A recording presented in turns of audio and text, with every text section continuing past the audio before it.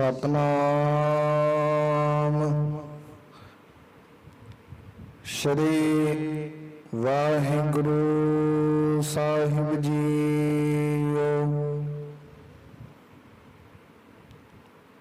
मैं मूरख की केतक बात है,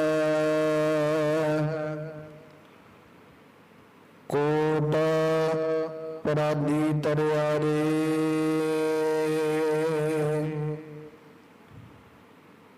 गुरु नानक जिन्ना सुनिया पेखिया,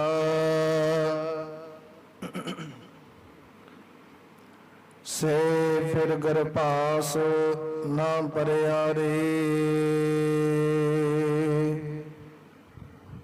तुम्हारी शरण तुम्हारी आशा, तुम ही सजना सोहेले। राखो रखनहार दयाला, नानक करके गोले। राखो रखनहार दयाला, नानक करके गोले।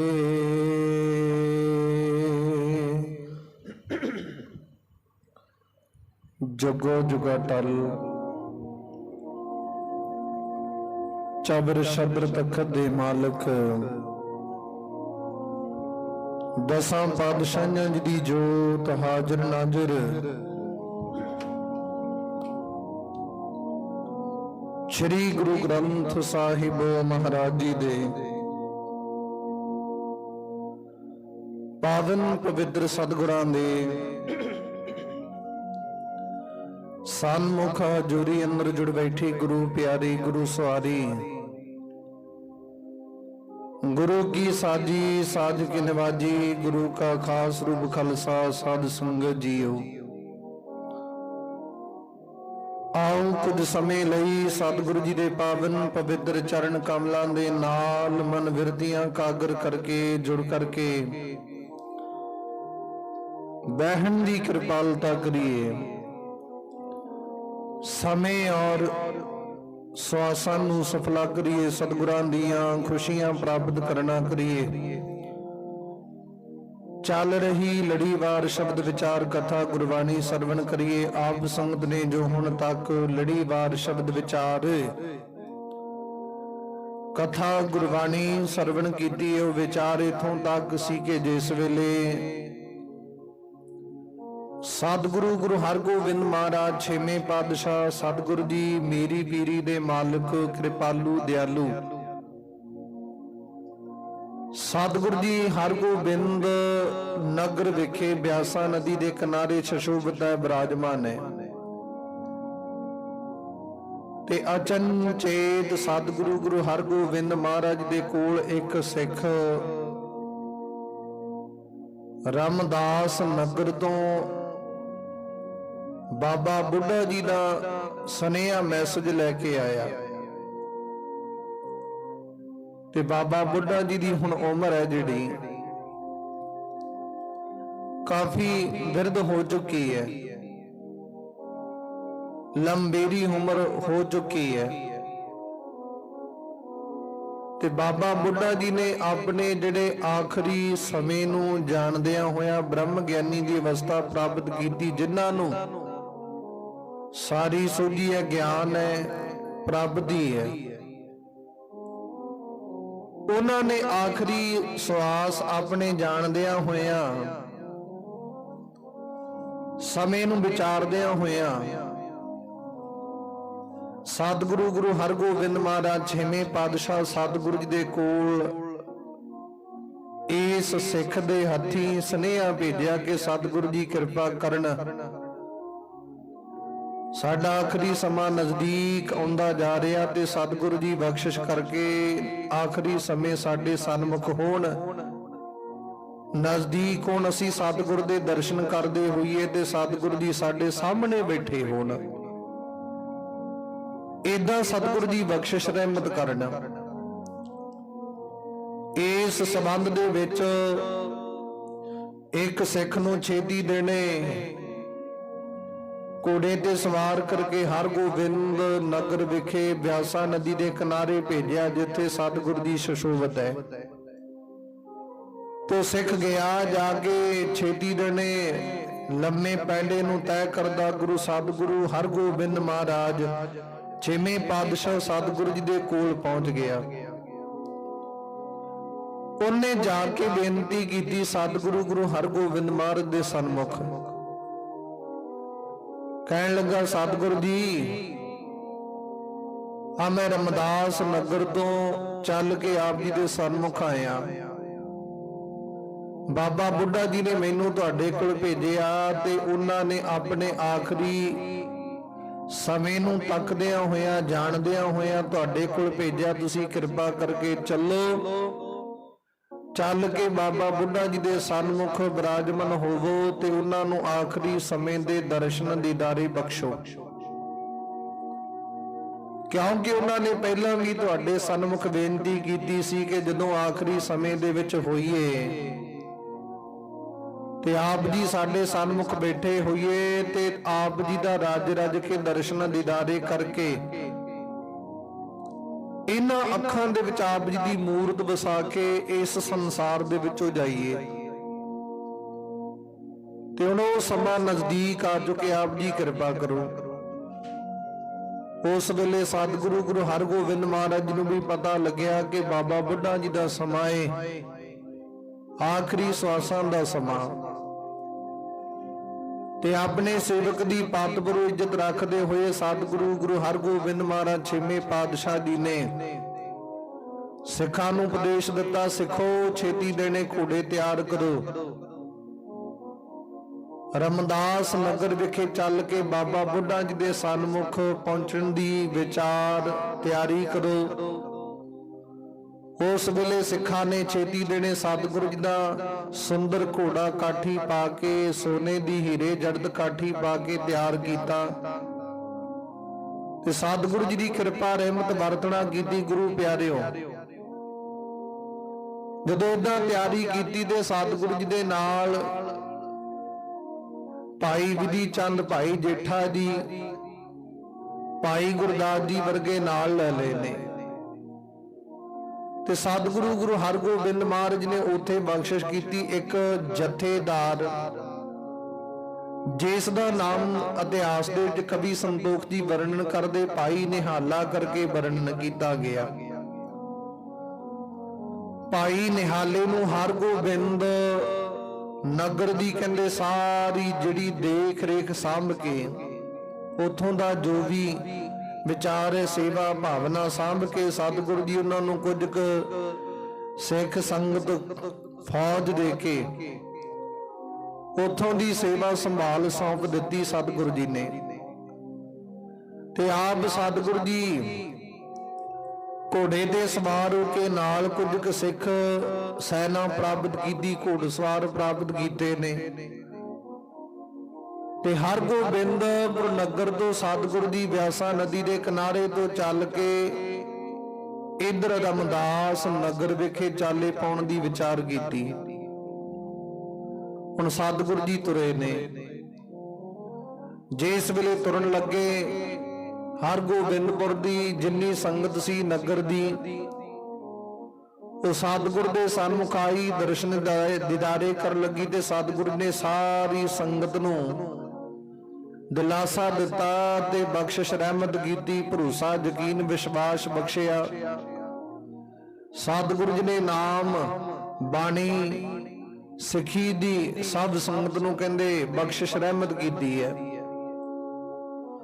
ਉਸ ਵੇਲੇ ਸਤਿਗੁਰੂ ਗੁਰੂ ਹਰਗੋਬਿੰਦ ਮਹਾਰਾਜ ਛੇਵੇਂ ਪਾਤਸ਼ਾਹ ਜੀ ਚੱਲੇ ਨੇ। ਚੱਲਦੇ ਚੱਲਦੇ ਰਸਤੇ ਵਿੱਚ ਬੇਅੰਤ ਬਖਸ਼ਿਸ਼ਾਂ ਵਰਤਾਉਂਦੇ ਹੋਏ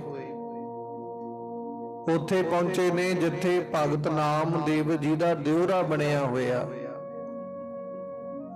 ਜਿੱਥੇ ਭਗਤ ਨਾਮਦੇਵ ਜੀ ਦਾ ਇਹ ਅਸਥਾਨ ਬਣਿਆ ਹੋਇਆ। ਰਸਤੇ ਵਿੱਚ ਆਉਂਦੇ ਆ ਜਿਹੜੇ ਕਿ ਭਗਤ ਨਾਮਦੇਵ ਜੀ ਬਹੁਤ ਵੱਡੇ ਸ਼੍ਰੋਮਣੀ ਭਗਤ ਨੇ, ਜਿਨ੍ਹਾਂ ਦੀ ਬਾਣੀ ਗੁਰੂ ਗ੍ਰੰਥ ਸਾਹਿਬ ਮਹਾਰਾਜ ਦੇ ਵਿੱਚ ਦਰਜ ਹੈ। 15 ਭਗਤ ਸ਼੍ਰੋਮਣੀ ਭਗਤ ਹੋਏ ਨੇ, ਉਹਨਾਂ 15 ਦੇ ਵਿੱਚੋਂ ਇੱਕ ਭਗਤ ਨਾਮਦੇਵ ਜੀ ਆ। ਜਿਹੜੀ ਬਹੁਤ ਵੱਡੀ ਮਾਨਤਾ ਬਖਸ਼ਿਸ਼ ਰਹਿਮਤ ਪ੍ਰਾਪਤ ਕਰ ਚੁੱਕੇ ਨੇ। ਤੇ ਇੱਥੇ ਸਤਿਗੁਰੂ ਗੁਰੂ ਹਰਗੋਬਿੰਦ ਮਹਾਰਾਜ ਜੀ ਬਿਰਾਜਮਾਨ ਹੋਏ ਨੇ। ਪੜਾਓ ਕੀਤਾ ਉਹਨਾਂ ਨੇ ਸਿੱਖ ਸੰਗਤ ਦੇ ਸਮੇਤ। ਜਲ ਪਾਣੀ ਪ੍ਰਸ਼ਾਦਾ ਪਾਣੀ ਤਿਆਰ ਕੀਤਾ ਗਿਆ ਵੱਡੇ ਪੱਧਰ ਤੇ।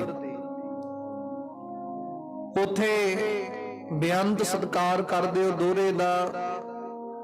ਸਤਿਗੁਰੂ ਜੀ ਨੇ ਪੜਾਓ ਕੀਤਾ, ਜਲ ਪਾਣੀ ਲੰਗਰ ਪਾਣੀ ਆਪ ਛਕਿਆ, ਸੰਗਤਾਂ ਨੂੰ ਛਕਾਉਣਾ ਕੀਤਾ। ਤੇ ਬਾਅਦ ਵਿੱਚ ਇੱਕ ਰਾਤ ਬਤੀਤ ਕਰਕੇ ਉੱਥੇ ਸਤਿਗੁਰੂ ਜੀ ਦੂਜੇ ਦਿਨ ਅਗਲੇ ਰਸਤੇ ਵਿੱਚ ਚੱਲੇ ਨੇ।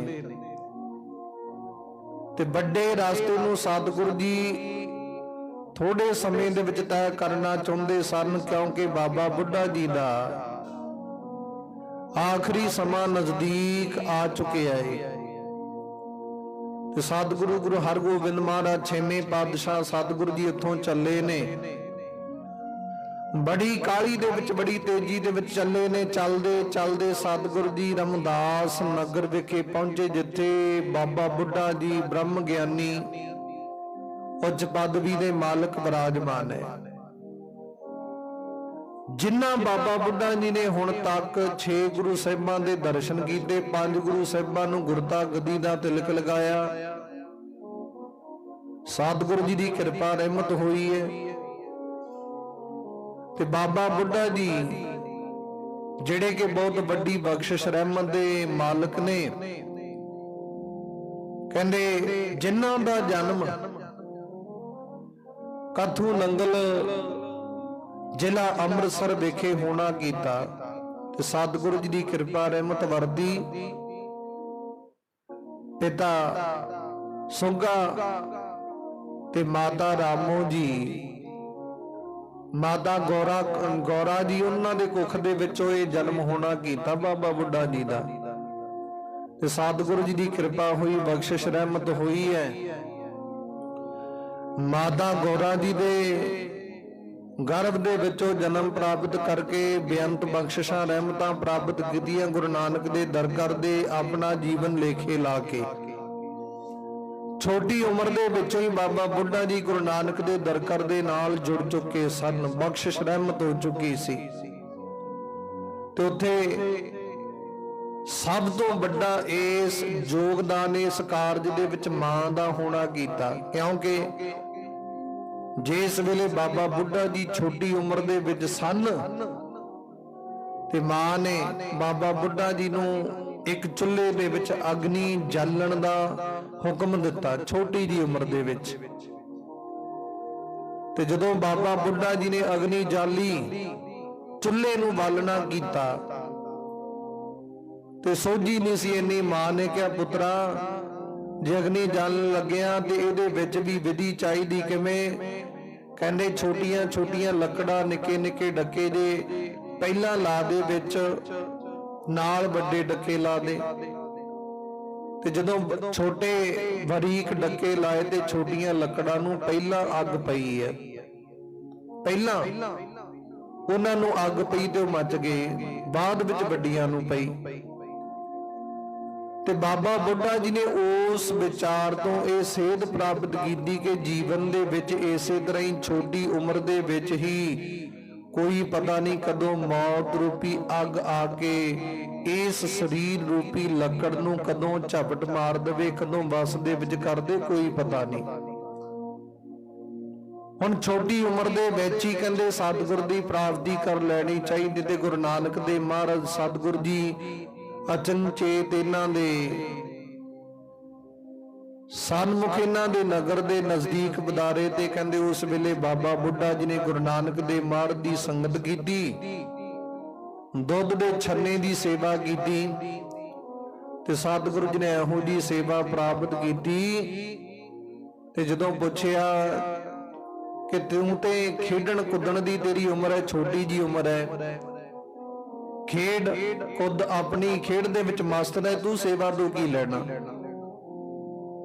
ਉਸ ਵੇਲੇ ਸਤਿਗੁਰੂ ਜੀ ਨੂੰ ਕਹਿਣ ਲੱਗੇ, ਜਨਮ ਮਰਨ ਕੱਟ ਦੋ। ਕਹਿੰਦੇ ਛੋਟੀ ਜੀ ਉਮਰ ਹੈ ਤੁਹਾਡੀ, ਗੱਲਾਂ ਬਹੁਤ ਵੱਡਿਆਂ ਸਿਆਣਿਆਂ ਬੁੜਿਆਂ ਵਾਲੀਆਂ ਕਰਨਾ। ਨਾਮ ਕੀ ਤੇਰਾ? ਕਹਿੰਦੇ ਜੀ ਮੇਰਾ ਨਾਮ ਬੂੜਾ। ਬਚਪਨ ਦਾ ਨਾਮ ਬਾਬਾ ਬੁੱਢਾ ਜੀ ਦਾ ਬੂੜਾ ਨਾਮ ਸੀ। ਤੇ ਉਸ ਵੇਲੇ ਸਤਿਗੁਰੂ ਗੁਰੂ ਨਾਨਕ ਦੇਵ ਮਹਾਰਾਜ ਜੀ ਕਹਿੰਦੇ ਉਮਰ ਤੇਰੀ ਛੋਟੀ ਜੀ ਹੈ, ਬਚਪਨ ਦੇ ਵਿੱਚ ਉਮਰ ਹੈ, ਗੱਲਾਂ ਤੂੰ ਵੱਡੀਆਂ ਸਿਆਣਿਆਂ ਦੀਆਂ ਕਰਨਾ ਏ, ਬੇਅੰਤ ਗੱਲਾਂ ਪਿਆ ਕਰਨਾ ਏ, ਵੱਡੀਆਂ ਵੱਡੀਆਂ ਗਿਆਨ ਦੀਆਂ।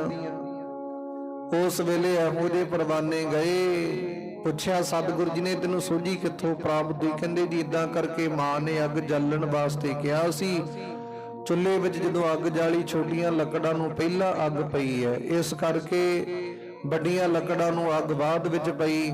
ਤੇ ਮੇਰੇ ਜੀਵਨ ਦੇ ਵਿੱਚ ਇਹ ਸੋਝੀ ਗਿਆਨ ਪ੍ਰਾਪਤ ਹੋਇਆ ਕਿ ਪਹਿਲਾਂ ਤੇ ਛੋਟੀ ਉਮਰ ਤੋਂ ਹੀ ਮਨੁੱਖ ਨੂੰ ਖਤਰਾ ਏ ਮੌਤ ਰੂਪੀ ਅੱਗ ਦਾ। ਕੋਈ ਪਤਾ ਨਹੀਂ, ਛੋਟੀ ਉਮਰ ਤੋਂ ਹੀ ਕਹਿੰਦੇ ਖਤਰਾ ਮਹਿਸੂਸ ਕਰ ਲੈਣਾ ਚਾਹੀਦਾ ਮੌਤ ਰੂਪੀ ਅੱਗ ਦਾ। ਕੋਈ ਪਤਾ ਨਹੀਂ ਕਦੋਂ ਆ ਕੇ ਸਰੀਰ ਰੂਪੀ ਲੱਕੜ ਨੂੰ ਅੱਗ ਮੌਤ ਰੂਪੀ ਪੈ ਜਾਵੇ, ਪਤਾ ਕੋਈ ਨਹੀਂ। ਤੇ ਪਹਿਲਾਂ ਹੀ ਕਹਿੰਦੇ ਉਦਾਂ ਦੀ ਸੋਚ ਵਿਚਾਰ ਕਰਕੇ ਸਤਿਗੁਰ ਦੀ ਪ੍ਰਾਪਤੀ ਕਰਨ ਦਾ ਯਤਨ ਕਰ ਲੈਣਾ ਚਾਹੀਦਾ। ਤੇ ਜਦੋਂ ਇਦਾਂ ਦੀਆਂ ਗੱਲਾਂ ਕਹੀਆਂ, ਸਤਿਗੁਰੂ ਜੀ ਕਹਿੰਦੇ ਹੈ ਛੋਟੀ ਉਮਰ, ਗੱਲਾਂ ਬੁੜਿਆਂ ਵਾਲੀਆਂ ਕਰਦਾ। ਸਤਿਗੁਰੂ ਜੀ ਕਹਿੰਦੇ ਅੱਜ ਤੋਂ ਬਾਅਦ ਤੁਹਾਡਾ ਨਾਮ ਬੁੱਢਾ ਬਾਬਾ ਬੁੱਢਾ ਹੋਇਆ ਕਰੇਗਾ, ਤੁਹਾਨੂੰ ਬੁੱਢਾ ਕਹਿ ਕੇ ਪ੍ਰਸਿੱਧ ਸੰਸਾਰ ਦੇ ਵਿੱਚ ਕੀਤਾ ਜਾਵੇਗਾ। ਤੇ ਇਹੋ ਜਿਹੇ ਸਤਿਗੁਰ ਦੇ ਚਰਨਾਂ 'ਚ ਜੁੜੇ 6 ਗੁਰੂ ਸਾਹਿਬਾਂ ਦੀ ਸਨਮੁਖ ਰਹਿ ਕੇ ਸੇਵਾ ਕੀਤੀ, ਦਰਸ਼ਨ ਦੀਦਾਰੇ ਕੀਤੇ ਬਾਬਾ ਬੁੱਢਾ ਜੀ ਨੇ ਹੁਣ ਤੱਕ। ਤੇ 6ਵੇਂ ਪਾਤਸ਼ਾਹ ਸਤਿਗੁਰੂ ਗੁਰੂ ਹਰਗੋਬਿੰਦ ਮਹਾਰਾਜ ਜੀ 6ਵੇਂ ਥਾਂ ਤੇ ਗੁਰੂ ਨਾਨਕ ਦੇ ਮਹਾਰਾਜ ਦੇ ਰੂਪ ਦੇ ਵਿੱਚ ਬਿਰਾਜਮਾਨ ਹੈ। 5 ਗੁਰੂ ਸਾਹਿਬਾਂ ਦੇ ਗੁਰਤਾ ਗੱਦੀ ਦੇ ਤਿਲਕ ਲਾਏ ਬਾਬਾ ਬੁੱਢਾ ਜੀ ਨੇ। ਉਸ ਵੇਲੇ ਸਤਿਗੁਰੂ ਗੁਰੂ ਹਰਗੋਬਿੰਦ ਮਹਾਰਾਜ ਜੀ ਬਾਬਾ ਬੁੱਢਾ ਜੀ ਦੇ ਸਨਮੁਖ ਪਹੁੰਚੇ ਤੇ ਕਹਿੰਦੇ 1506 ਦੇ ਵਿੱਚ ਈਸਵੀ ਦੇ ਵਿੱਚ ਬਾਬਾ ਬੁੱਢਾ ਜੀ ਨੇ ਜਨਮ ਪ੍ਰਾਪਤ ਕੀਤਾ ਹੈ। ਤੇ ਉਦੋਂ ਤੋਂ ਬਾਅਦ ਵਿੱਚ ਜਦੋਂ ਉਮਰ ਹੋਸ਼ ਸੰਭਾਲੀ ਹੈ, ਸਤਿਗੁਰ ਦੇ ਸਨਮੁਖ ਸੇਵਾ ਪ੍ਰਾਪਤ ਕੀਤੀ, ਉਦੋਂ ਤੋਂ ਹੁਣ ਸਮੇਂ ਤੱਕ ਸਤਿਗੁਰ ਦੇ ਸਨਮੁਖ ਰਹਿ ਕੇ ਗੁਰੂ ਨਾਨਕ ਦੇ ਦਰਕਾਰ ਦੀ ਸੇਵਾ ਪੈ ਕਰਦੇ ਨੇ, ਬਖਸ਼ਿਸ਼ ਰਹਿਮਤ ਪ੍ਰਾਪਤ ਕਰਦੇ ਨੇ। ਇੰਨੀ ਸੇਵਾ ਕੀਤੀ, ਇੰਨੀ ਭਾਵਨਾ ਦੇ ਨਾਲ ਸਤਿਗੁਰ ਦੇ ਸਨਮੁਖ ਰਹਿ ਕੇ ਸਮਾਂ ਬਤੀਤ ਕੀਤਾ ਕਿ ਸੰਸਾਰ ਦੇ ਲੋਕ ਬਾਬਾ ਬੁੱਢਾ ਜੀ ਦਾ ਬੇਅੰਤ ਸਤਿਕਾਰ ਪਏ ਕਰਦੇ ਨੇ। ਗੁਰੂ ਅਰਜਨ ਦੇਵ ਮਹਾਰਾਜ ਨੇ ਗੁਰੂ ਨਾਨਕ ਦੇ ਦਰਕਾਰ ਦੇ ਗ੍ਰੰਥੀ ਸਥਾਪ ਦਿੱਤੇ ਬਾਬਾ ਬੁੱਢਾ ਜੀ। ਸਤਿਗੁਰੂ ਜੀ ਦੀ ਕਿਰਪਾ ਰਹਿਮਤ ਹੋਈ, ਜਿਨ੍ਹਾਂ ਨੇ ਗੁਰਬਾਣੀ ਦਾ ਬੇਅੰਤ ਸਤਿਕਾਰ ਕੀਤਾ, ਗੁਰੂ ਗ੍ਰੰਥ ਸਾਹਿਬ ਮਹਾਰਾਜ ਦੇ ਗੁਰਬਾਣੀ ਦਾ ਸਤਿਕਾਰ ਕੀਤਾ, ਤੇ ਸੰਸਾਰ ਦੇ ਲੋਕ ਵੀ ਫਿਰ ਬਾਬਾ ਬੁੱਢਾ ਜੀ ਦਾ ਬੇਅੰਤ ਸਤਿਕਾਰ ਪਏ ਕਰਦੇ, ਜਿਨ੍ਹਾਂ ਦੇ ਬਚਨਾਂ ਦੇ ਨਾਲ ਸ੍ਰੀ ਗੁਰੂ ਹਰਗੋਬਿੰਦ ਮਹਾਰਾਜ 6ਵੇਂ ਪਾਤਸ਼ਾਹ ਜੀ ਦਾ ਅਵਤਾਰ ਹੋਇਆ, ਜਿਨ੍ਹਾਂ ਨੇ ਗੁਰੂ ਅਰਜਨ ਦੇਵ ਮਹਾਰਾਜ 5 ਪਾਤਸ਼ਾਹ ਜੀ ਨੂੰ ਜੋ ਘੋੜ ਸਵਾਰ ਦੀ ਦਾਤ ਬਖਸ਼ਿਸ਼ ਕੀਤੀ, ਬਾਕੀ ਸ਼ਾਸਤਰ ਵਿਦਿਆ ਵੀ ਗੁਰੂ ਅਰਜਨ ਦੇਵ ਮਹਾਰਾਜ ਨੂੰ ਬਾਬਾ ਬੁੱਢਾ ਜੀ ਨੇ ਪ੍ਰਦਾਨ ਕੀਤੀ। 6ਵੇਂ ਪਾਤਸ਼ਾਹ ਸਤਿਗੁਰੂ ਹਰਗੋਬਿੰਦ ਮਹਾਰਾਜ ਜੀ ਨੂੰ ਘੋੜ ਸਵਾਰ ਸ਼ਾਸਤਰ ਵਿਦਿਆ ਜੋ ਵੀ ਗੁਰਮੁਖੀ ਲਿਖਤ ਪੜ੍ਹਤ ਬਾਬਾ ਬੁੱਢਾ ਜੀ ਨੇ ਪ੍ਰਦਾਨ ਕੀਤੀ। ਫਿਰ 9ਵੇਂ ਗੁਰੂ ਗੁਰੂ ਤੇਗ ਬਹਾਦਰ ਮਹਾਰਾਜ ਜੀ ਸਤਿਗੁਰੂ ਜੀ, ਉਹਨਾਂ ਨੂੰ ਵੀ ਕਹਿੰਦੇ ਬਾਬਾ ਬੁੱਢਾ ਜੀ ਨੇ ਸ਼ਾਸਤਰ ਵਿਦਿਆ ਦਿੱਤੀ, ਘੋੜ ਸਵਾਰ ਦੀ ਬਖਸ਼ਿਸ਼ ਰਹਿਮਤ ਕੀਤੀ ਹੈ। 3 ਗੁਰੂ ਸਾਹਿਬਾਂ ਨੂੰ ਕਹਿੰਦੇ ਇਹ ਸ਼ਾਸਤਰ ਵਿਦਿਆ ਤੇ ਘੋੜ ਸਵਾਰ ਦੀ ਜਿਹੜੀ ਹੈ ਜੋ ਵੀ ਗੁਰਮੁਖੀ ਵਿਚਾਰ ਹੈ, ਲਿਖਤ ਪੜ੍ਹਤ ਦੀ ਵਿਚਾਰ ਹੈ, ਉਹ ਸਾਰੀ ਪ੍ਰਦਾਨ ਕੀਤੀ ਬਾਬਾ ਬੁੱਢਾ ਜੀ ਨੇ, ਤੇ ਬੜੇ ਅਦਬ ਸਤਿਕਾਰਯੋਗ ਨੇ। ਉਸ ਵੇਲੇ ਸਤਿਗੁਰੂ ਜੀ ਪਹੁੰਚੇ ਬਾਬਾ ਬੁੱਢਾ ਜੀ ਦੇ ਸਨਮੁਖ, ਤੇ ਬਾਬਾ ਬੁੱਢਾ ਜੀ ਦੇ ਸੇਵਕ ਨੇ ਜਦੋਂ ਦੱਸਿਆ ਕਿ ਸਤਿਗੁਰੂ ਗੁਰੂ ਹਰਗੋਬਿੰਦ ਮਹਾਰਾਜ ਜੀ ਪਧਾਰੇ ਨੇ, ਤੇ ਬਾਬਾ ਬੁੱਢਾ ਜੀ ਦਾ ਜਿਹੜਾ ਜੀਵਨ ਸੀ, ਜਿਹੜਾ ਅਵਸਥਾ ਸੀ, ਸਰੀਰ ਦੀ ਕਾਫੀ ਦਰਦ ਹੋ ਚੁੱਕੀ, ਤੇ ਨਾਲ ਦੀ ਨਾਲ ਕਮਜ਼ੋਰ ਵੀ ਹੋ ਚੁੱਕਿਆ ਸਰੀਰ। ਤੇ ਜਦੋਂ ਸੁਣਿਆ ਸਤਿਗੁਰੂ ਜੀ ਪਧਾਰੇ ਨੇ, ਹਿਰਦੇ ਵਿੱਚ ਬੜੀ ਖੁਸ਼ੀ ਪ੍ਰਾਪਤ ਕੀਤੀ, ਬੜੀ ਪ੍ਰਸੰਨਤਾ ਪ੍ਰਾਪਤ ਕੀਤੀ। ਬਾਬਾ ਬੁੱਢਾ ਜੀ ਨੇ ਬੜੇ ਖੁਸ਼ ਹੋਏ ਨੇ। ਉਸ ਵੇਲੇ ਬਾਬਾ ਬੁੱਢਾ ਜੀ ਦੇ ਸਰੀਰ ਵਿਰਧ ਹੋਣ ਕਾਰਨ ਉਹਨਾਂ ਦੇ ਮਨ ਵਿੱਚ ਚਾਉ ਆਇਆ ਕਿ ਮੈਂ ਉੱਠ ਕੇ ਸਤਿਗੁਰ ਦੇ ਸਨਮੁਖ ਅੱਗੇ ਹੋ ਕੇ ਸਤਿਕਾਰ ਕਰਕੇ ਮਿਲਾਂ ਸਤਿਗੁਰ ਜੀ ਨੂੰ। ਪਰ ਸਰੀਰ ਬਿਰਧ ਹੋ ਚੁੱਕਿਆ, ਇਜਾਜ਼ਤ ਨਹੀਂ ਦੇ ਰਿਹਾ ਉੱਠਣ ਦੀ, ਅੱਗੇ ਵਧਣ ਦੀ। ਫੇਰ ਵੀ ਮੱਲੋ ਮੱਲੀ ਬਾਬਾ ਬੁੱਢਾ ਜੀ ਉੱਠੇ ਨੇ ਤੇ ਉੱਠ ਕੇ 2-4 ਕਦਮ ਅੱਗੇ ਚੱਲੇ ਆਪਣੇ ਆਸਣ ਤੋਂ ਤੇ ਸਤਿਗੁਰੂ ਗੁਰੂ ਹਰਗੋਬਿੰਦ ਮਹਾਰਾਜ ਛੇਵੇਂ ਪਾਤਸ਼ਾਹ ਜੀ ਦੇ ਚਰਨਾਂ ਤੇ ਨਮਸਕਾਰ ਕੀਤੀ ਹੈ। ਤੇ ਉਧਰੋਂ ਸਤਿਗੁਰੂ ਜੀ ਨੇ ਬਾਬਾ ਬੁੱਢਾ ਜੀ ਨੂੰ ਉਠਾ ਕੇ ਉਹਨਾਂ ਦੇ ਚਰਨਾਂ ਤੇ ਨਮਸਕਾਰ ਕੀਤੀ ਹੈ, ਸਤਿਕਾਰ ਦਿੱਤਾ ਬਾਬਾ ਬੁੱਢਾ ਜੀ ਨੂੰ। ਉਸ ਵੇਲੇ ਸਤਿਗੁਰੂ ਗੁਰੂ ਹਰਗੋਬਿੰਦ ਮਹਾਰਾਜ ਛੇਵੇਂ ਪਾਤਸ਼ਾਹ ਜੀ ਕਹਿਣ ਲੱਗੇ, ਬਾਬਾ ਜੀ ਤੁਸੀਂ ਬਹੁਤ ਵੱਡੀ ਮਹਾਨਤਾ ਨੂੰ ਪ੍ਰਾਪਤ ਹੋਏ ਹੋ। ਗੁਰੂ ਨਾਨਕ ਦੇ ਦਰਬਾਰ ਦੇ ਵਿੱਚ ਤੁਸੀਂ ਆਪਣਾ ਜੀਵਨ ਲੇਖੇ ਲਾ ਕੇ ਜਾ ਰਹੇ ਹੋ।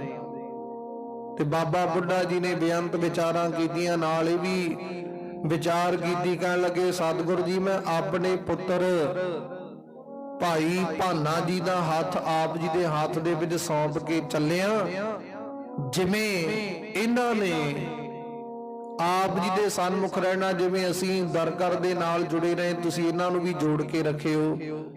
ਵੈਸੇ ਬਾਬਾ ਬੁੱਢਾ ਜੀ ਦੇ 4 ਪੁੱਤਰ ਸਨ, ਉਹਨਾਂ 4 ਦੇ ਵਿੱਚੋਂ ਇਹ ਬਾਬਾ ਭਾਨਾ ਜੀ ਜੋ ਕਿ ਬੇਅੰਤ ਬਖਸ਼ਿਸ਼ ਰਹਿਮਤ ਦੇ ਮਾਲਕ ਨੇ, ਉਹਨਾਂ ਦਾ ਹੱਥ ਗੁਰੂ ਹਰਗੋਬਿੰਦ ਮਹਾਰਾਜ ਨੂੰ ਸੌਂਪ ਦਿੱਤਾ। ਕਹਿਣ ਲੱਗੇ ਇਹਨਾਂ ਨੂੰ ਤੁਸੀਂ ਆਪਣੇ ਚਰਨਾਂ ਦੇ ਨਾਲ ਜੋੜੀ ਰੱਖਿਓ, ਅੱਗੇ ਉਹ ਸਾਡੀ ਥਾਂ ਤੇ ਗੁਰੂ ਨਾਨਕ ਦੇ ਦਰਬਾਰ ਦੀ ਸੇਵਾ ਸੰਭਾਲ ਇਹ ਆਪ ਕਰਨਗੇ। ਆਪ ਗੁਰੂ ਗ੍ਰੰਥ ਸਾਹਿਬ ਮਹਾਰਾਜ ਦੀ ਸੇਵਾ ਕਰਨਗੇ, ਗੁਰਬਾਣੀ ਦੀ ਸੇਵਾ ਕਰਨਗੇ, ਸਿੱਖੀ ਦਾ ਪ੍ਰਚਾਰ ਕਰਨਗੇ। ਤੇ ਉਸ ਵੇਲੇ ਸਤਿਗੁਰੂ ਜੀ ਦਾ ਬੇਅੰਤ ਸਤਿਕਾਰ ਕਰਦਿਆਂ ਆਓ ਭਗਤ ਕੀਤੀ ਤੇ ਬਾਬਾ ਬੁੱਢਾ ਜੀ ਆਪਣੇ ਆਸਣ ਤੇ ਸਤਿਗੁਰੂ ਗੁਰੂ ਹਰਗੋਬਿੰਦ ਮਹਾਰਾਜ ਨੂੰ ਲੈ ਗਏ। ਜਲ ਪਾਣੀ ਪ੍ਰਸ਼ਾਦਾ ਪਾਣੀ ਛਕਾਇਆ ਗਿਆ, ਬੇਅੰਤ ਬਖਸ਼ਿਸ਼ਾਂ ਰਹਿਮਤਾਂ ਹੋਈਆਂ। ਜਿਹੜੇ ਸਿੱਖ ਸਤਿਗੁਰੂ ਦੇ ਨਾਲ ਆਏ ਤੇ ਉਹਨਾਂ ਨੇ ਬਾਬਾ ਬੁੱਢਾ ਜੀ ਦਾ ਅਦਬ ਸਤਿਕਾਰ ਕਰਦਿਆਂ ਉਹਨਾਂ ਦੇ ਚਰਨਾਂ ਤੇ ਢਹਿ ਕੇ ਨਤਮਸਤਕ ਹੋਏ ਨੇ, ਬੇਅੰਤ ਸਤਿਕਾਰ ਕੀਤਾ, ਦਰਸ਼ਨ ਕੀਤੇ ਬਾਬਾ ਬੁੱਢਾ ਜੀ ਦੇ। ਤੇ ਜਿਹੜੀਆਂ ਸੰਗਤਾਂ ਉੱਥੇ ਰਮਦਾਸ ਨਗਰ ਵਿਖੇ ਵਿਰਾਜਮਾਨ ਸਨ, ਉਹਨਾਂ ਨੇ ਸਤਿਗੁਰੂ ਦੇ ਦਰਸ਼ਨ ਕੀਤੇ, ਬੇਅੰਤ ਬਖਸ਼ਿਸ਼ ਰਹਿਮਤ ਪ੍ਰਾਪਤ ਹੋਈ ਹੈ। ਤੇ ਉਸ ਵੇਲੇ ਬਾਬਾ ਬੁੱਢਾ ਜੀ ਆਪਣੇ ਆਸਣ ਤੇ ਬਿਰਾਜਮਾਨ ਹੋਏ, ਸਤਿਗੁਰੂ ਜੀ ਆਪਣੇ ਆਸਣ ਤੇ ਬਿਰਾਜਮਾਨ ਹੋਏ।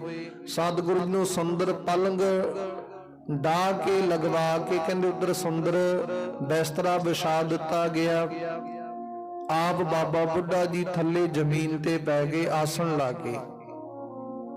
ਥੋੜੇ ਸਮੇਂ ਬਾਅਦ ਬਾਬਾ ਬੁੱਢਾ ਜੀ ਦਾ ਸਤਿਕਾਰ ਕਰਦੇ ਗੁਰੂ ਹਰਗੋਬਿੰਦ ਮਹਾਰਾਜ ਜੀ ਆਪਣੇ ਆਸਣ ਤੋਂ ਉੱਠ ਕੇ ਬਾਬਾ ਬੁੱਢਾ ਜੀ ਦੇ ਆਸਣ ਤੇ ਜਾ ਬਿਰਾਜਮਾਨ ਹੋ ਗਏ ਥੱਲੇ। ਉਸ ਵੇਲੇ ਬੇਅੰਤ ਗੁਰੂ ਘਰ ਦੀਆਂ ਵਿਚਾਰਾਂ ਚੱਲਦੀਆਂ ਰਹੀਆਂ। ਸਤਿਗੁਰੂ ਗੁਰੂ ਹਰਗੋਬਿੰਦ ਮਹਾਰਾਜ ਨੇ ਬੇਅੰਤ ਵਿਚਾਰ ਕੀਤੀ, ਕਹਿੰਦੇ ਰਾਤ ਪੈ ਗਈ। ਹੁਣ ਰਾਤ ਪਈ ਹੈ, 3 ਪਹਿਰਾਂ ਤੱਕ ਗੁਰੂ ਨਾਨਕ ਦੇ ਦਰਦ ਘਰ ਦੀਆਂ ਗੱਲਾਂ ਕਰਦੇ ਰਹੇ, ਵਿਚਾਰਾਂ ਕਰਦੇ ਰਹੇ ਸਤਿਗੁਰੂ ਤੇ ਬਾਬਾ ਬੁੱਢਾ ਜੀ। ਉਸ ਵੇਲੇ ਗੁਰੂ ਹਰਗੋਬਿੰਦ ਮਹਾਰਾਜ ਛੇਵੇਂ ਪਾਤਸ਼ਾਹ ਜੀ ਨੇ ਬੇਨਤੀ ਕੀਤੀ, ਕਹਿੰਦੇ ਬਾਬਾ ਜੀ ਤੁਸੀਂ ਕਿਰਪਾ ਕਰੋ, ਬੇਅੰਤ ਬਖਸ਼ਿਸ਼ ਰਹਿਮਤ ਪ੍ਰਾਪਤ ਕੀਤੀ ਹੈ ਗੁਰੂ ਨਾਨਕ ਦੇ ਦਰਬਾਰ ਵਿਖੇ। ਹੁਣ ਤੱਕ ਬੜੀ ਉਮਰ ਤੁਸੀਂ ਪ੍ਰਾਪਤ ਕੀਤੀ ਹੈ ਤੇ ਉਸ ਉਮਰ ਦੇ ਵਿੱਚ ਹੁਣ ਤੱਕ ਸਾਨੂੰ ਇਹ ਸਿੱਖਿਆ ਦਿਓ, ਗਿਆਨ ਦਿਓ ਕਿ ਸਿੱਖੀ ਕਿਵੇਂ ਕਮਾਈ ਜਾਂਦੀ ਹੈ। ਸਿੱਖੀ ਕਮਾਉਣੀ ਬਹੁਤ ਔਖੀ ਹੈ, ਕਮਾਈ ਕਿਵੇਂ ਜਾਂਦੀ ਹੈ, ਆਪ ਜੀ ਕਿਰਪਾ ਕਰੋ। ਤੇ ਬਾਬਾ ਬੁੱਢਾ ਜੀ ਨੇ ਨਿਮਰਤਾ ਸਹਿਤ ਬੇਨਤੀ ਕੀਤੀ, ਹੱਥ ਜੋੜ ਕੇ ਕਹਿਣ ਲੱਗੇ ਸਤਿਗੁਰੂ ਜੀ ਤੁਸੀਂ ਸਭ ਕੁਝ ਜਾਣੀ ਜਾਣੋ, ਸਭ ਕੁਝ ਜਾਣਦੇ ਹੋ, ਪਰ ਫਿਰ ਵੀ ਸਾਥੋਂ ਪੁੱਛਦੇ, ਕਹਿੰਦੇ ਅਸੀਂ ਇੰਨੇ ਜੋਗੇ ਨਹੀਂ ਆ। ਮੈਂ ਤੇ ਇੱਕ ਨਿਮਾਣਾ ਜਿਹਾ ਨਿਤਾਣਾ ਜਿਹਾ ਗੁਰੂ ਦੇ ਦਰ ਕਰਦਾ ਸੇਵਕਾਂ, ਮੇਰੇ ਵਿੱਚ ਇੰਨੀ ਸੋਝੀ ਇੰਨਾ ਗਿਆਨ ਕਿਵੇਂ ਹੋ ਸਕਦਾ, ਭਾਵ ਨਹੀਂ ਹੋ ਸਕਦਾ। ਉਸ ਵੇਲੇ ਬਾਬਾ ਬੁੱਢਾ ਜੀ ਦੇ ਨਾਲ ਇਦਾਂ ਦੀਆਂ ਵਿਚਾਰਾਂ ਕਰ ਰਹੇ ਸਤਿਗੁਰੂ ਜੀ। 3 ਪਹਿਰ ਰਾਤ ਬਤੀਤ ਹੋ ਗਈ ਹੈ, ਚੌਥਾ ਪਹਿਰ ਆਰੰਭ ਹੋਇਆ, ਭਾਵ ਅੰਮ੍ਰਿਤ ਵੇਲਾ ਹੋਇਆ। ਤੇ ਬਾਬਾ ਬੁੱਢਾ ਜੀ ਨੇ ਬੇਨਤੀ ਕੀਤੀ ਸਤਿਗੁਰੂ ਜੀ ਜੇਕਰ ਸਿੱਖੀ ਕਮਾਉਣ ਦੀ ਵਿਚਾਰ ਹੋਵੇ ਤੇ ਫਿਰ ਵੀ ਵੇ ਬੇਨਤੀ ਕਰ ਦਈਏ ਕਿ ਸਤਿਗੁਰ ਦੀ ਮਰਿਆਦਾ ਵਿੱਚ, ਸਤਿਗੁਰ ਦੇ ਦਰਸਾਏ ਮਾਰਗ ਦੇ ਵਿੱਚ ਚੱਲੀਏ। ਜੋ ਸਤਿਗੁਰ ਜੀ ਉਪਦੇਸ਼ ਦਿੰਦੇ ਨੇ, ਨਾਮ ਦਾ, ਬਾਣੀ ਦਾ, ਸੇਵਾ ਦਾ, ਸਿਮਰਨ ਦਾ, ਉਹਨੂੰ ਫੋਲੋ ਕਰੀਏ ਤੇ ਸਿੱਖੀ ਕਮਾਉਣੀ ਕੋਈ ਬਹੁਤੀ ਔਖੀ ਨਹੀਂ। ਜਿਨ੍ਹਾਂ ਮਨੁੱਖਾਂ ਨੇ ਸੰਸਾਰ ਦੇ ਵਿੱਚ ਸਿੱਖੀ ਨਹੀਂ ਕਮਾਉਣੀ, ਕਹਿੰਦੇ ਉਹਨਾਂ ਮਨੁੱਖਾਂ ਵਾਸਤੇ ਸਿੱਖੀ ਬਹੁਤ ਔਖੀ ਲੱਗਦੀ ਹੈ। ਇਹ ਸਿੱਖੀ ਤੇ ਨਾ ਜਿਵੇਂ ਕਹਿੰਦੇ ਨਾਰੀਅਲ ਦਾ ਫਲ ਹੁੰਦਾ, ਨਾਰੀਅਲ ਦਾ ਫਲ ਜਿੰਨਾ ਬਾਹਰੋਂ ਸਖਤ ਹੈ ਤੇ ਉਨਾ ਹੀ ਅੰਦਰੋਂ ਰਸਦਾਇਕ, ਆਨੰਦਦਾਇਕ ਹੈ। ਜਿਵੇਂ ਕਹਿੰਦੇ ਨਾਰੀਅਲ ਦਾ ਫਲ ਬਾਹਰੋਂ ਬਹੁਤ ਸਖਤ ਹੁੰਦਾ, ਤੋੜਨ ਲੱਗਿਆ, ਭੰਨਣ ਲੱਗਿਆ, ਗਿਰੀ ਤੱਕ ਪਹੁੰਚਣ ਲੱਗਿਆ ਥੋੜੀ ਜੀ ਘਾਲਣੀ ਪੈਂਦੀ ਆ। ਪਹਿਲਾਂ ਕਹਿੰਦੇ ਨਾਰੀਅਲ ਦੇ ਉੱਪਰਲੇ ਛਿੱਲ ਨੂੰ ਲਾਉਣਾ ਪੈਂਦਾ, ਫੇਰ ਸਖਤ ਖੋਲ ਤੱਕ ਪਹੁੰਚਣਾ ਪੈਂਦਾ, ਫੇਰ ਉਹਨੂੰ ਤੋੜ ਕੇ ਗਿਰੀ ਤੱਕ ਪਹੁੰਚਣਾ ਪੈਂਦਾ, ਫੇਰ ਆਨੰਦ ਪ੍ਰਾਪਤ ਹੁੰਦਾ। ਇਸੇ ਤਰ੍ਹਾਂ ਪਹਿਲਾਂ ਕਹਿੰਦੇ ਸਤਿਗੁਰ ਦੀ ਬਖਸ਼ਿਸ਼ ਰਹਿਮਤ ਪ੍ਰਾਪਤ ਕਰਨੀ ਪੈਂਦੀ, ਮਨ ਨੂੰ ਗੁਰੂ ਦੀ ਮਰਿਆਦਾ ਵਿੱਚ ਢਾਲਣਾ ਪੈਂਦਾ, ਸਖਤਾਈ ਪ੍ਰਾਪਤ ਹੁੰਦੀ, ਕਠਿਨਾਈ ਪ੍ਰਾਪਤ ਹੁੰਦੀ। ਫੇਰ ਕਹਿੰਦੇ ਹੌਲੀ ਹੌਲੀ ਜਦੋਂ ਮਨ ਦੇ ਵਿੱਚ ਸਤਿਗੁਰ ਦੀ ਬਖਸ਼ਿਸ਼ ਰਹਿਮਤ ਪ੍ਰਾਪਤ ਹੋਣੀ ਸ਼ੁਰੂ ਹੋ ਜਾਂਦੀ ਹੈ, ਫੇਰ ਕਹਿੰਦੇ ਸੰਸਾਰ ਦੀਆਂ ਲੋਕਾਂ ਦੀਆਂ ਗੱਲਾਂ ਸੁਣਨੀਆਂ ਪੈਂਦੀਆਂ, ਸਖਤ ਗੱਲਾਂ। ਉਸ ਤੋਂ ਬਾਅਦ ਗਿਰੀ ਰੂਪੀ ਸਤਿਗੁਰ ਦੀ ਕਿਰਪਾ ਤੱਕ ਪਹੁੰਚ ਸਕਨੇ ਆ। ਇਹ ਨਾਰੀਅਲ ਦੇ ਫਲ ਦੀ ਤਰ੍ਹਾਂ ਗੁਰੂ ਸਤਿਗੁਰ ਦੀ ਸਿੱਖੀ ਕਮਾਉਣੀ ਬਹੁਤ ਔਖੀ, ਪਰ ਜਦੋਂ ਕਮਾਉਣੀ ਸ਼ੁਰੂ ਕਰ ਦਈਏ ਫਿਰ ਬਹੁਤ ਔਖਾ ਵੀ ਨਹੀਂ ਲੱਗਦਾ। ਏਦਾਂ ਬਾਬਾ ਬੁੱਢਾ ਜੀ ਨੇ ਉਹ ਵਿਚਾਰ ਦੱਸੀ। ਬਾਅਦ ਵਿੱਚ ਜਦੋਂ 3 ਪਹਿਰ ਰਾਤ ਬਤੀਤ ਹੋਈ, ਚੌਥਾ ਪਹਿਰ ਆਰੰਭ ਹੋਇਆ, ਬਾਬਾ ਬੁੱਢਾ ਜੀ ਨੇ ਇਸ਼ਨਾਨ ਕੀਤਾ ਤੇ ਜਪਜੀ ਸਾਹਿਬ ਦਾ ਪਾਠ ਸ਼ੁਰੂ ਕੀਤਾ ਬਾਬਾ ਬੁੱਢਾ ਜੀ ਨੇ। ਉਸ ਵੇਲੇ ਬਾਬਾ ਬੁੱਢਾ ਜੀ ਨੇ ਹੁਣ ਤੱਕ ਦੀ ਜਿੰਨੀ ਵੀ ਉਮਰ ਹੈ ਗੁਰੂ ਨਾਨਕ ਦੇ ਦਰਕਾਰ ਦੇ ਸੇਵਾ ਦੇ ਵਿੱਚ ਲਾਉਣਾ ਕੀਤੀ। ਤੇ ਮੈਂ ਤੇ ਬੇਨਤੀ ਕਰ ਦੇਵਾਂ, ਬਾਬਾ ਬੁੱਢਾ ਜੀ ਦੇ ਅਸਲ ਮੇਨ ਇਹ ਗੁਰੂ ਨਾਨਕ ਦੇ ਦਰਕਾਰ ਦੇ ਨਾਲ ਜੋੜਨ ਵਾਸਤੇ ਉਹਨਾਂ ਦੀ ਮਾਤਾ ਜੀ ਦਾ ਵੱਡਾ ਹੱਥ ਹੈ, ਵੱਡੀ ਉਹ ਬਖਸ਼ਿਸ਼ ਰਹਿਮਤ ਹੈ। ਤੇ ਜੇਕਰ ਵਿਚਾਰ ਕਰੀਏ ਤੇ ਸੰਸਾਰ ਦੇ ਵਿੱਚ ਸਭ ਤੋਂ ਵੱਡੇ ਬੱਚਿਆਂ ਨੂੰ ਪ੍ਰੇਰਿਤ ਕਰਕੇ ਸਿੱਖੀ ਪ੍ਰਦਾਨ ਕਰਾਉਣ ਵਾਸਤੇ ਮਾਤਾ ਦਾ ਮੇਨ ਮੁੱਖ ਹੱਥ ਹੁੰਦਾ ਹੈ, ਕਿਉਂਕਿ ਸਭ ਤੋਂ ਪਹਿਲਾਂ ਮੇਨ ਟੀਚਰ ਬੱਚੇ ਦਾ ਮਾਂ ਮੰਨੀ ਜਾਂਦੀ ਹੈ, ਮੇਨ ਮੁੱਖ ਅਧਿਆਪਕ ਮਾਂ ਮੰਨੀ ਜਾਂਦੀ ਹੈ। ਤੇ ਮਾਂ ਤੋਂ ਸਿੱਖੀ ਪ੍ਰਦਾਨ ਕਰਨ ਲੱਗਿਆ ਜੇ ਪ੍ਰੇਰਿਤ ਕਰੀਏ, ਮਾਂ ਪ੍ਰੇਰਿਤ ਕਰੇ ਆਪਣੇ ਬੱਚੇ ਨੂੰ ਤੇ ਕਹਿੰਦੇ ਆਪਣੇ ਬੱਚੇ ਨੂੰ ਸਾਧ ਬਣਾ ਸਕਦੀ ਹੈ। ਜੇ ਮਾਂ ਮੇਨ ਟੀਚਰ ਮੁੱਖ ਬਣ ਕੇ ਪ੍ਰੇਰਿਤ ਕਰੇ ਬੱਚੇ ਨੂੰ ਤੇ ਬਹੁਤ ਵੱਡਾ ਚੋਰ, ਡਾਕੂ ਜਾਂ ਬਹੁਤ ਵੱਡਾ ਆਪਣੇ ਬੱਚੇ ਨੂੰ ਅਹੁਦੇਦਾਰ ਬਣਾ ਸਕਦੀ ਹੈ। ਸਤਿਗੁਰੂ ਜੀ ਕਹਿੰਦੇ ਪ੍ਰੇਰਣਾ ਮਾਂ ਤੋਂ ਪ੍ਰਾਪਤ ਹੋਈ ਬਾਬਾ ਬੁੱਢਾ ਜੀ ਨੂੰ। ਜਿਨ੍ਹਾਂ ਨੇ ਗੁਰੂ ਨਾਨਕ ਦੇ ਦਰ ਕਰ ਵੇਖੇ, ਹੁਣ ਤੱਕ ਸੇਵਾ ਕੀਤੀ ਤੇ ਐਡੀ ਵੱਡੀ ਮਹਾਨਤਾ ਪ੍ਰਾਪਤ ਕੀਤੀ ਹੈ।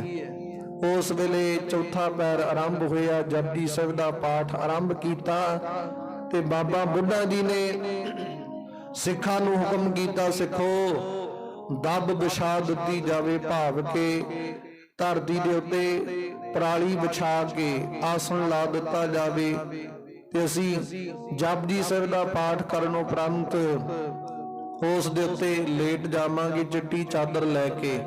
ਤੇ ਬਾਅਦ ਵਿੱਚ ਜੋ ਪਰਮਾਤਮਾ ਦਾ ਹੁਕਮ ਹੋਵੇਗਾ ਉਹਦੇ ਮੁਤਾਬਕ ਕਹਿੰਦੇ ਅਸੀਂ ਇਹ ਸਰੀਰ ਤਿਆਗ ਦੇਵਾਂਗੇ। ਜਪਜੀ ਸਾਹਿਬ ਦਾ ਪਾਠ ਕੀਤਾ ਗਿਆ, ਅੰਦਰੋਂ ਸਿੱਖਾਂ ਵੱਲੋਂ ਦੱਬ ਵਿਛਾ ਦਿੱਤੀ ਗਈ, ਸਤਿਗੁਰ ਦੇ ਸਨਮੁਖ ਅਰਦਾਸ ਬੇਨਤੀ ਕੀਤੀ ਤੇ ਬਾਬਾ ਬੁੱਢਾ ਜੀ ਚਿੱਟੀ ਚਾਦਰ ਲੈ ਕੇ ਬਿਰਾਜਮਾਨ ਹੋਏ ਨੇ। ਉਸ ਤੋਂ ਉਪਰੰਤ ਕਹਿੰਦੇ ਕੀ ਹੋਇਆ, ਭਾਣਾ ਵਰਤਿਆ, ਸੂਰਜ ਕਿਰਨ ਮਿਲੇ, ਜਲ ਕਾ ਜਲ ਹੁਆ ਰਾਮ, ਜੋਤੀ ਜੋਤ ਮਿਲੀ, ਸੰਪੂਰਨ ਥੀਆ ਰਾਮ ਦੇ ਮਹਾਂਵਾਕ ਅਨੁਸਾਰ ਬਾਬਾ ਬੁੱਢਾ ਜੀ ਉਸ ਵੇਲੇ 1631 ਈਸਵੀ ਨੂੰ ਕਹਿੰਦੇ ਜੋਤੀ ਜੋਤ ਸਮਾ ਗਏ। ਤੇ ਇਧਰੋਂ 125 ਸਾਲ ਦੀ ਉਮਰ ਹੁਣ ਤੱਕ ਭੋਗੀ ਬਾਬਾ ਬੁੱਢਾ ਜੀ ਨੇ, 125 ਸਾਲ ਤੇ ਬਖਸ਼ਿਸ਼ ਰਹਿਮਤ ਪ੍ਰਾਪਤ ਕੀਤੀ, ਬੇਅੰਤ ਬਖਸ਼ਿਸ਼ਾਂ ਪ੍ਰਾਪਤ ਕਰਕੇ ਬਾਬਾ ਬੁੱਢਾ ਜੀ ਆਖਰੀ ਸਵਾਸ ਪ੍ਰਾਪਤ ਕਰਦੇ, ਗੁਰੂ ਸਤਿਗੁਰ ਦੇ ਦਰਸ਼ਨ ਕਰਦੇ। ਉਸ ਵੇਲੇ ਕਹਿੰਦੇ ਜੋਤੀ ਜੋਤ ਸਮਾ ਗਏ, ਭਾਵ ਇਸ ਫਾਨੀ ਸੰਸਾਰ ਦੇ ਵਿੱਚੋਂ ਗਵਨ ਕਰ ਗਏ।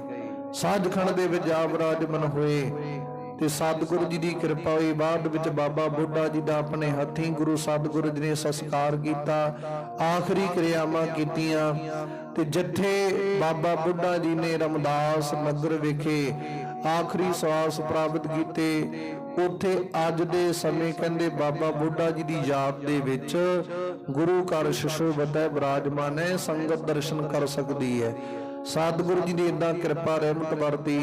ਉਸ ਵੇਲੇ ਬਾਬਾ ਬੁੱਢਾ ਜੀ ਨੇ ਗੁਰੂ ਨਾਨਕ ਦੇ ਦਰ ਕਰ ਵਿਖੇ ਏਦਾਂ ਸੇਵਾ ਭਾਵਨਾ ਦੇ ਨਾਲ ਕਰਕੇ ਸਾਰੀ ਉਮਰ ਗੁਰੂ ਨਾਨਕ ਦੇ ਦਰ ਕਰ ਵੇ ਲੇਖੇ ਲਾ ਕੇ ਆਖਰਕਾਰ ਕਹਿੰਦੇ ਇਸ ਸੰਸਾਰ ਦੇ ਵਿੱਚੋਂ ਗਵਨ ਕਰਕੇ ਸੱਚਖੰਡ ਦੇ ਵਿੱਚ ਜਾ ਵਿਰਾਜੇ ਨੇ।